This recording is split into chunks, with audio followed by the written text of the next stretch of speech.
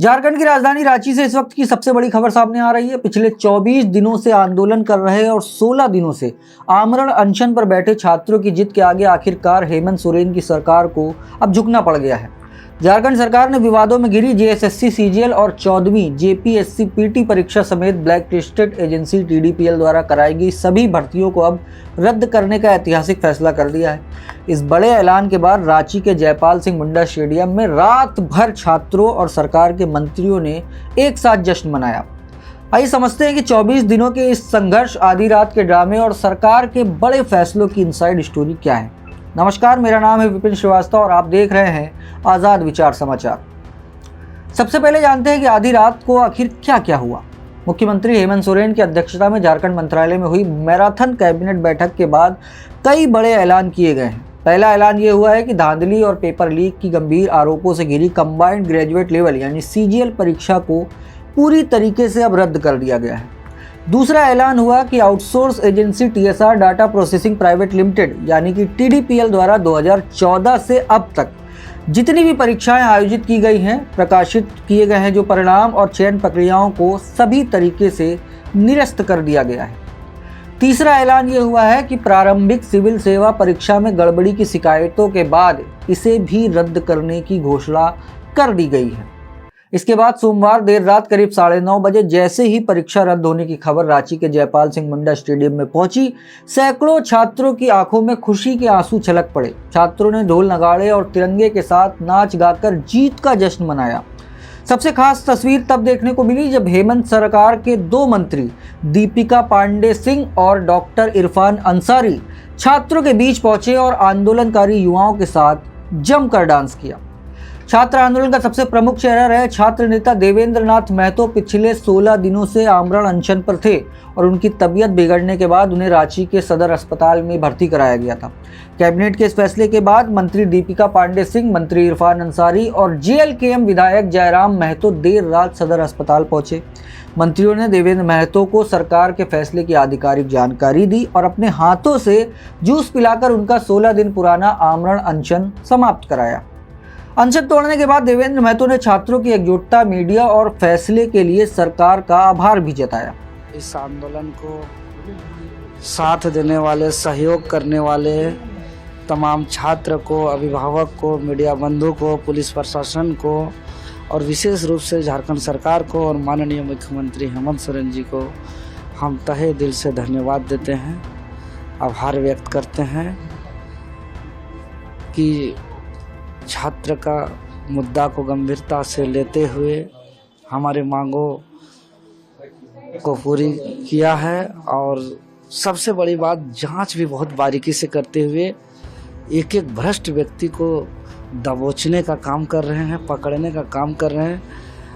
सरगना के गिरोह के जो असली मगरमच्छ है उन वहाँ तक पहुँचने का बहुत ज़्यादा प्रयास कर रहे हैं और इस भ्रष्ट सिस्टम को जड़ तक ख़त्म करने के लिए हम लोग छात्र और इस जांच को सपोर्ट करेंगे और अभी रिफॉर्म का जो अभी प्रोसेस है, हम लोग उसके लिए अपना संघर्ष को जारी रखेंगे। मुख्यमंत्री हेमंत सोरेन ने केवल परीक्षाएं रद्द करने तक ही सीमित न रहकर पूरे सिंडिकेट पर कड़ी कार्रवाई करने के निर्देश दिए हैं। 2014 से अब तक हुई सभी संदिग्ध भर्ती परीक्षाओं की जांच सीआईडी और एसआईटी के हवाले कर दी गई है। मुख्यमंत्री ने स्वीकार किया है कि कई आउटसोर्स एजेंसियां और संगठित गिरोह लंबे समय से भर्ती परीक्षाओं में धांधली चला रहे थे। मामले की न्यायिक समीक्षा के लिए एक रिटायर्ड जज की अध्यक्षता में अलग अलग जांच कमेटी गठित की जाएगी। विगत दिनों से हमारे जो नौजवान जयपाल सिंह स्टेडियम में अलग अलग खेमों में बैठ करके अपनी मांगों को लेकर के बैठे हैं,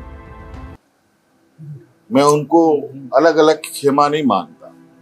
वो सभी नौजवान अपने भविष्य की चिंता को लेकर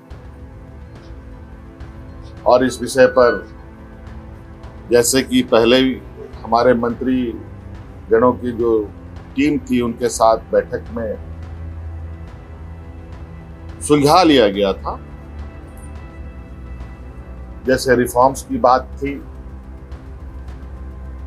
ये आप लोगों के माध्यम से ही उन छात्रों की बातें हमारे कानों तक में आई, हमारी कमेटी के द्वारा भी हमारे कानों तक में आई।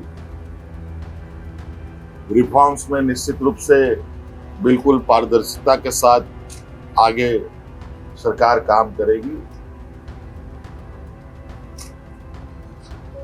रिफॉर्म्स में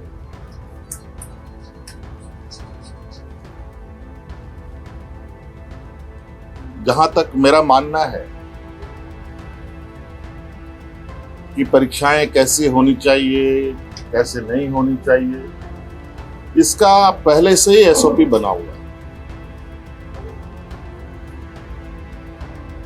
और कहीं ना कहीं अगर वो एसओपी का पालन होता तो ये गड़बड़ियां नहीं होती।